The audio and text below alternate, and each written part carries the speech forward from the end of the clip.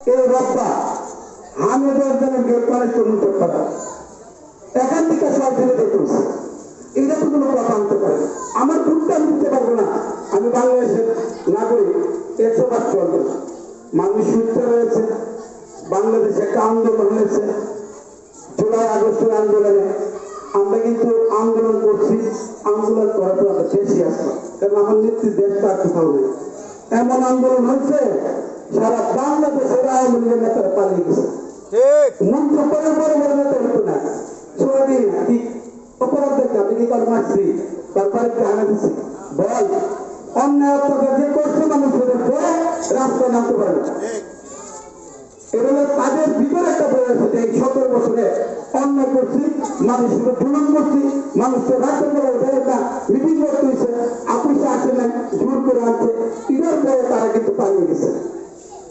কিন্তু আমার মধ্যে কিন্তু বেশি না।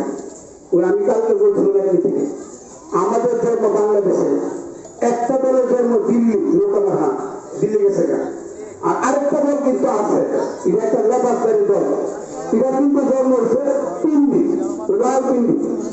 এটা হলো জামাতের দাড়িপাল্লা, দাড়িপাল্লা গেছে গা রাওপিন্ডি, নৌকা গেছে গা দিল্লি, মাই থেকে আছে দামি সিস্টা, দামি সিস্টা কোনো হয়ে থাকতো না। এটা তো জমিতে পৌঁছে বলছে দাম, কাজে দামের ক্ষেত্রে আপনারা সবাই ছিলেন।